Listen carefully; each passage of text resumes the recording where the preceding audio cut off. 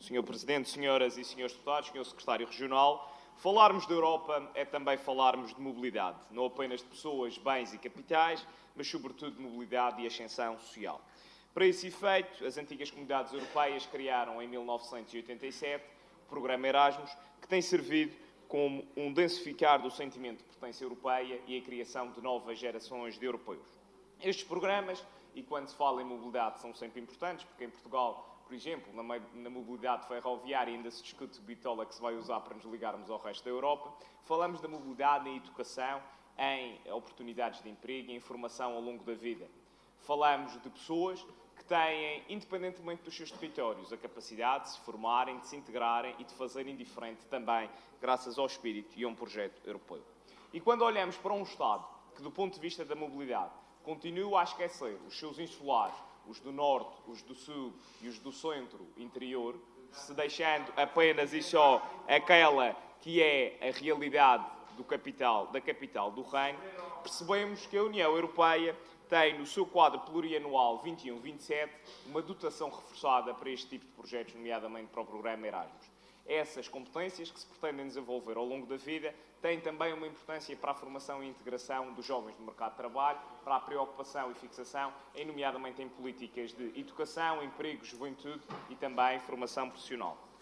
E, em concreto, o relatório aborda a situação específica das RUP, nomeadamente nos constrangimentos específicos tidos em conta como o apoio financeiro e intercâmbios e mobilidade. E exatamente por considerarmos fundamental a diferenciação e a capacitação destes jovens, que vêm muitas vezes de realidades diferentes dentro das próprias RUP, uma coisa são as realidades da Madeira, dos Açores, outras de Martinique e outras de Canárias, é importante que tenhamos também uma estratégia e um posicionamento sobre estas matérias. E, portanto, nesse sentido, é fundamental que na formação dos jovens do presente, tal como dos jovens do futuro, estas sejam circunstâncias diferenciadoras, assumindo aquelas que são também a preocupação dos nossos jovens em matérias como o ambiente, como o desenvolvimento sustentável e os equilíbrios daqueles que são a geração que queremos criar para o futuro. E exatamente por isto, aquela questão que lhe colocaria agora teria que ver com os aspectos e o desenvolvimento dentro do Programa Operacional 21-27, que começou no ano aprovado em 2022, nos quadros e domínios da juventude, da educação,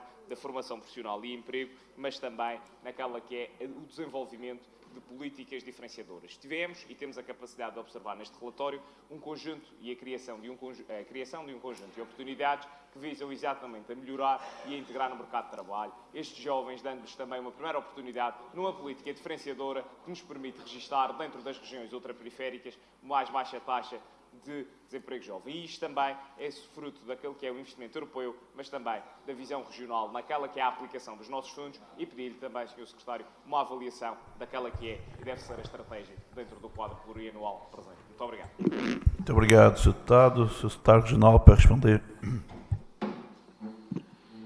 Muito obrigado, Sr. Presidente, senhoras e senhores deputados. Sr. Deputado Bruno Melim tocou em pontos que me parecem efetivamente importantes, particularmente naqueles que digam respeito à mobilidade, ao enquadramento profissional dos jovens e, numa fase prévia ao enquadramento profissional, também à formação profissional e ao investimento que é necessário fazer para a valorização curricular e habitacional dos nossos jovens. Esse investimento já vinha do Madeira 14-20. Nós, de facto, conseguimos avanços significativos em objetivos que nos tínhamos comprometido no quadro de acompanhamento da execução do Madeira 14-20 e que damos continuidade ou daremos continuidade no Madeira 2030, que, relativamente ao Fundo Social Europeu+, tem um reforço de dotação que grande parte desse reforço irá, de facto, ser canalizado para o ensino profissional, para o ensino vocacional e para a manutenção de toda a oferta formativa que vá ao encontro também daquelas que são as necessidades evidenciadas pelo mercado de trabalho. Nós não conseguimos reduzir a taxa de desemprego na região e, particularmente, a taxa de desemprego jovem por milagre. Conseguimos com trabalho e com políticas assertivas e adequadas no momento certo, particularmente num quadro de um período de programação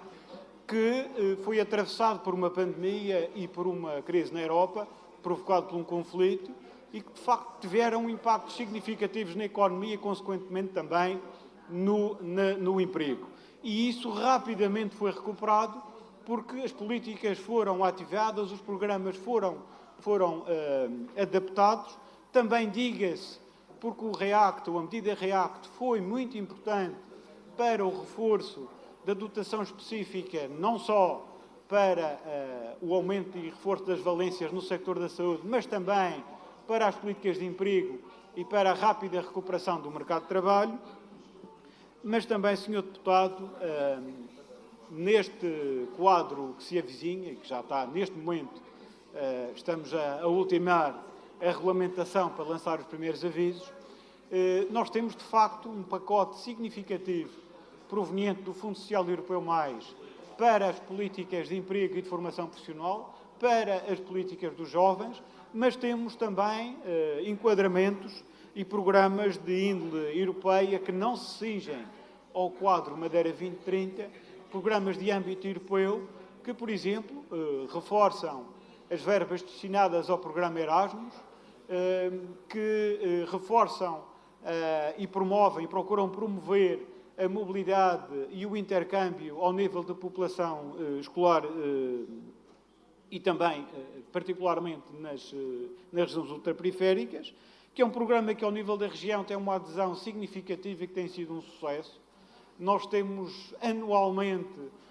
mais de 2.000 beneficiários do programa Erasmus na comunidade escolar da região autónoma da Madeira, e isto inclui alunos e professores, este número, e que temos também aqui uma particularidade, que é uma ferramenta de mobilidade que a União Europeia, aprovada a candidatura,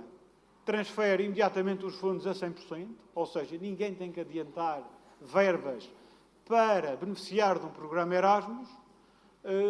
Eventualmente, temos aqui mais um exemplo da